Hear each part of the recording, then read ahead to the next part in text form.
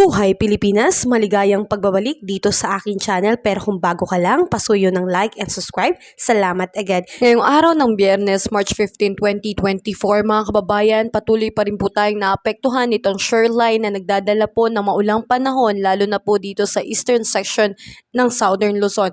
Samantalang ang Northeast Monsoon naman po ay patuloy pong nakakaapekto dito sa Central Luzon na nagdadala ng maulap na kalangitan na meron pong mahinang pag-ulan. Kaya asahan po natin ngayong araw ng Biyernes ang pagkakaroon po ng maulap na kalangitan na meron pong kalat-kalat na pag-ulan, kulog at kidlat dito po sa Quezon, Camarines Norte at Camarines Sur. Dala po yan ng shoreline dahil dyan posible po magkaroon ng flash flood and landslide dahil nga po sa magiging tuloy-tuloy po na pag-ulan. Samantalang dito po sa area ng Batanes, Babayan Island, magkakaroon po ng maulap na kalangitan na meron pong kasamang may hinang pag-ulan o pag-ambon lamang. Northeast monsoon po ang nakakaapekto, wala naman pong significant impact. Samantalang dito sa Ilocos Region, Cordillera Administrative Region, Central Luzon, and the rest of Cagayan Valley, magkakaroon po ng partly cloudy to cloudy sky with isolated light rains po. Epekto pa rin po yan ng Northeast monsoon, wala naman pong significant impact. At dito po sa atin sa Metro Manila at ilang natitirang bahagi ng ating bansa, magkakaroon po ng partly cloudy to cloudy sky with isolated rain shower and thunderstorm.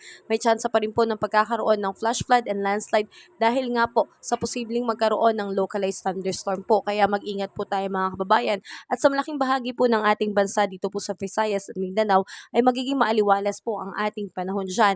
Pero may tsansa pa rin po na may hinang pag-ulan lalo na sa hapon at sa gabi. Kaya patuloy po tayo magdala ng payong bilang pananggala sa mga biglaang pag-ulan. Pero usually mga kababayan ay magiging maayos po ang ating panahon. Samantalang wala pa rin po tayong LPA na namamataan sa loob at labas ng Philippine Area of Responsibility kaya wala pa po tayong dapat na ipangamba, pero meron po tayong dapat na antabayanan at subaybayan dahil meron pong nakababang rainfall advisory sa Camarines Sur, Marinduque at ilang bahagi ng Albay, Masbate, Burias Island at Occidental Mindoro na tinatayang magkakaroon po ng tuloy-tuloy na pag-ulan mula 1 hanggang 2 oras. Kaya tayo po ay mag-ingat mga kababayan dyan dahil may tsansa po na magkakaroon ng flash flood and landslide. Muli maraming salamat at ingat po tayo ngayong araw ng Biyernes.